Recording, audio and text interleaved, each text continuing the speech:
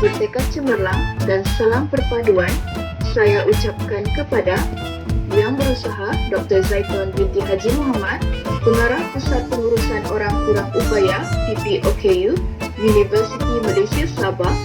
Yang dihormati Puan Dharma binti Abdullah, Jurubahasa Isyarat Politeknik Kota Kinabalu Sabah. Yang dikasihi Saudara Afif Syauqi bin Ibrahim, Pengarah Bengkel Asas Bahasa Isyarat Malaysia, Barisan Jawatan Kuasa Bengkel Bahasa Isyarat Malaysia, serta rakan siswa-siswi UMS dan para peserta yang dikasihi sekalian. Selamat datang ke Bengkel Asas Bahasa Isyarat Malaysia. Hadirin dan hadirat yang dihormati, kita diberikan kemampuan untuk hadir ke program ini bagi menimba lebih banyak ilmu pengetahuan, walaupun hanya secara atas talian.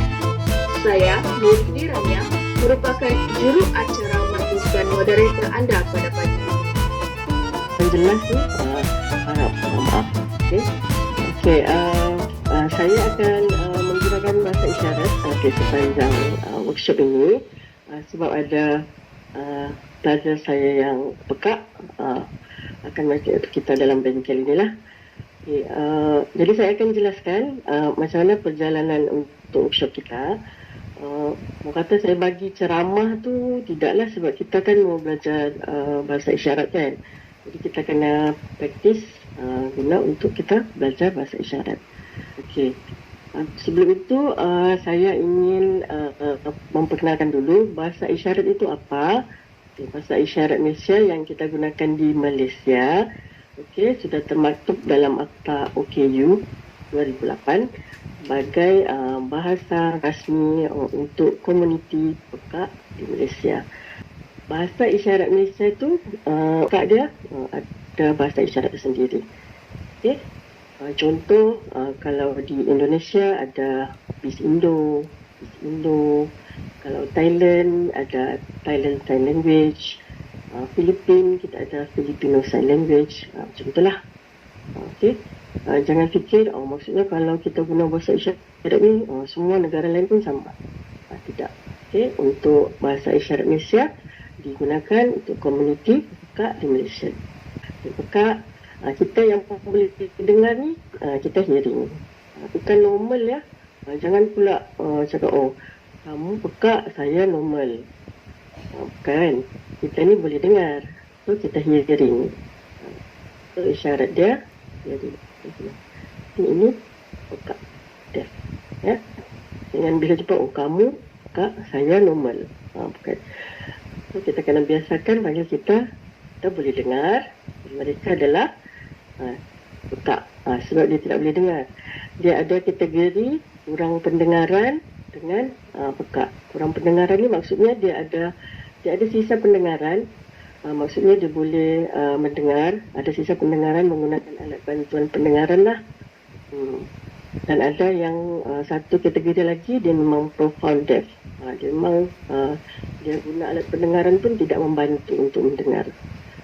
Jadi bila kamu melihat atau berjumpa dengan orang pekak yang guna hearing aid, jangan fikir dia boleh dengar apa yang kamu cakap tu. Sebab dia cuma boleh mendengar bunyi tapi tidak tahu bunyi itu apa, bunyi itu dari arah mana. Dia cuma boleh dia tahu ada bunyi gitu. Dia cakap dia pakai hearing aid, dia boleh dengar saya cakap. Tidak ya. Dia ada, itulah halangan komunikasi. So kenapa kita belajar bahasa isyarat? Supaya kita dapat membantu komuniti ini. Halangan komunikasi. Keperluan komuniti pekak ni adalah dia akses kepada komunikasi. Kita santai saja, relax ya. Nanti lepas tu ada sesi interaksi dengan saya. Saya rasa kita buat macam ni. Kita akan sepanjang nanti ni saya akan bagi dengan pelajar pekak saya tu, dia akan ajar bahasa isyarat. Sebab kalau yang lebih efektif kita belajar bahasa isyarat ni, kita kena berkomunikasi dengan deaf, dengan pekak tu terus. Baru kita boleh kita dapat kemahiran tu. Bila kita dengan yang boleh dengar juga, Nanti kita tak fokus. Sebab kita tahu lepas ni cakap apa. Kalau dengan dia, kita akan fokus. Dia ni cakap apa sebenarnya. Kita akan cuba untuk faham. Okey? So, nanti saya akan serahkan dengan pelajar kak saya tu untuk mengajar peserta semua bahasa isyarat. Dan sekiranya ada masalah atau tidak faham, boleh guna ruangan chat. Di chat, kita boleh berkomunikasi di situ. Okey?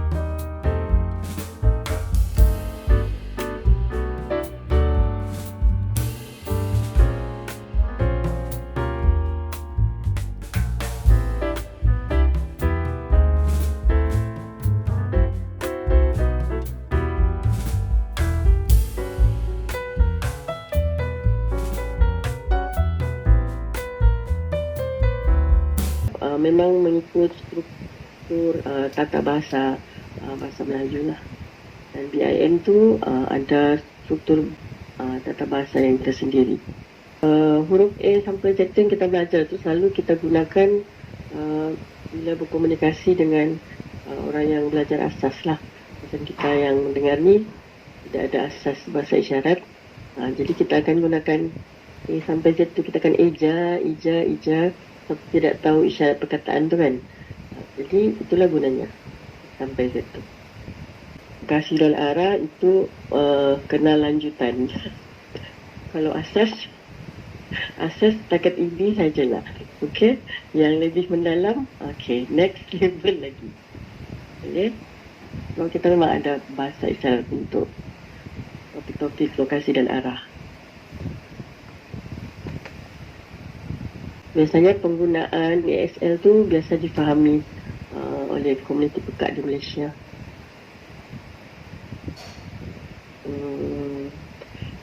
Mana mau sambung belajar PIM, boleh berhubung dengan Persatuan Pekat Sabah, kita kontak Miss Regina. Di sana ada kelas intensif untuk belajar bahasa isyarat lah. Rasanya ada yuran. Cara bersemuka atau online tu saya tidak pasti. Tapi boleh berhubung dengan pihak persatuan. 20 minutes later. Saudara Afif Syauqi bin Ibrahim, pengarah Bengkel Asas Bahasa Isyarat Malaysia, yang dikasihi Saudara Shane C.D. Kuyubin, Presiden Kelab Mahasiswa OKU UMS sesi 2021-2022, Universiti Malaysia Sabah, dan para peserta yang dikasihi sekalian. Kalau pergi Tanjung Keramat, anak manis jangan diangkat. Bersama kita memohon rahmat, moga majlis mendapat berkat. Terhias tepi halaman, bukan jemput sebarang jemput, jemput memohon kata aluan. Hadirin sekalian, tidak manis sebuah majlis tanpa sebarang ucapan. Tanpa membuang masa, majlis diteruskan dengan menjemput Saudara Afif Syauqi bin Ibrahim selaku pengarah program untuk memberikan sepatah dua kata. Majlis dengan segala hormatnya mempersilakan. Sama-sama kita pada hari yang berbahagia ini dan seterusnya menyempurnakan majlis penutupan program Bengkel Bahasa Isyarat Malaysia. Pada kesempatan ini juga, saya mengalu-alukan kehadiran peserta bengkel bagi memeriahkan lagi majlis ini. Hadirin yang dihormati sekalian, program Bengkel Bahasa Isyarat Malaysia ini sebenarnya merupakan satu medium pembelajaran bagi para peserta untuk mempelajari bahasa isyarat dan seterusnya memperkasakan penggunaan bahasa isyarat dalam kalangan mahasiswa. Masyarakat semakin sedar akan kepentingan bahasa isyarat ini. Buktinya, semakin banyak organisasi bukan kerajaan, terutama sekali di dalam bidang komunikasi yang mengambil jurubahasa isyarat untuk membantu menerjemahkan mesej yang ingin disampaikan agar pengguna bahasa isyarat faham akan mesej tersebut.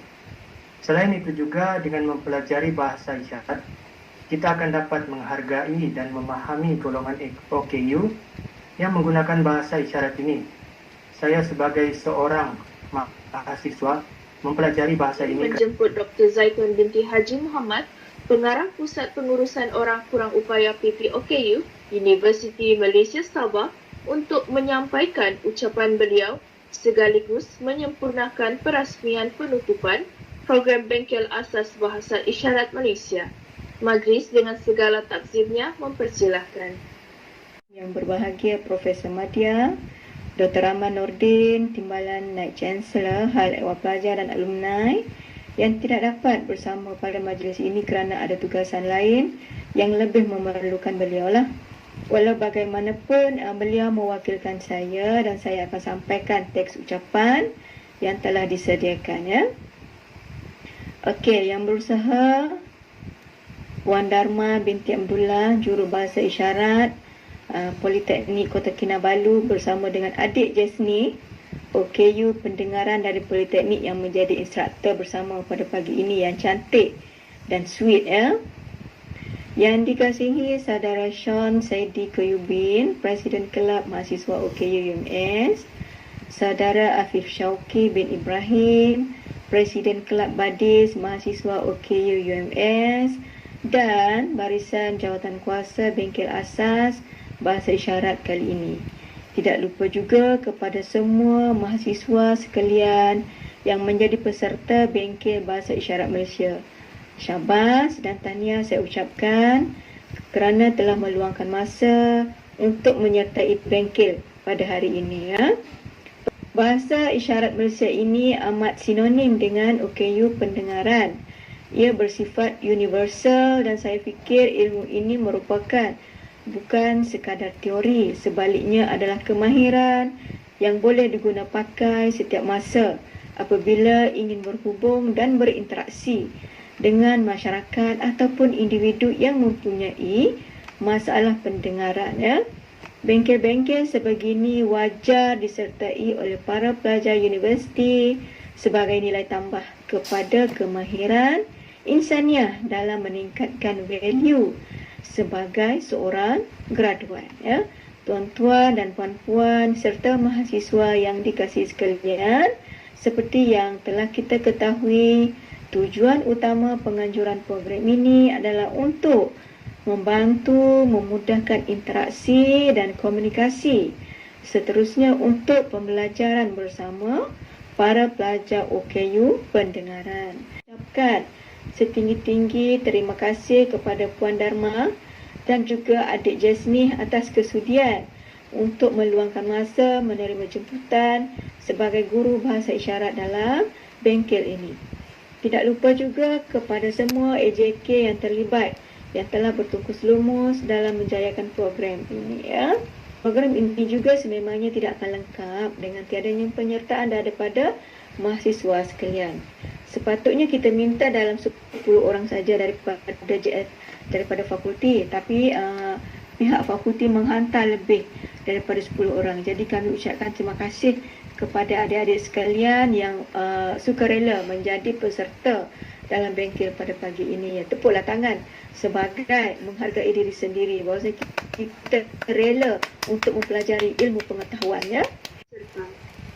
Seterusnya, sebagai memento kenang-kenangan, dijemput semua hadirin dan hadirat yang berada dalam ruangan Webex ini untuk membuka kamera masing-masing bagi tujuan pengambilan gambar bersama tetamu jemputan kita. Dipersilakan unit teknikal untuk mengambil gambar. Terima kasih sekali lagi atas kerjasama semua peserta. Kami sekali lagi ingin merakamkan jutaan terima kasih kepada Puan Dharma dan Encik Jasmine sekali lagi kerana sudi berkongsi. Sekiranya ada tersilap bicara, ampun dan maaf kami pinta. Saya, Nurini Rania, mewakili Barisan Jawatan Kuasa Program Bengkel Bahasa Asas Isyarat Malaysia, ingin menyusun 10 jari sekiranya terdapat sebarang kesilapan sepanjang saya mengendalikan majlis ini. Berjumpa lagi pada acara yang akan datang.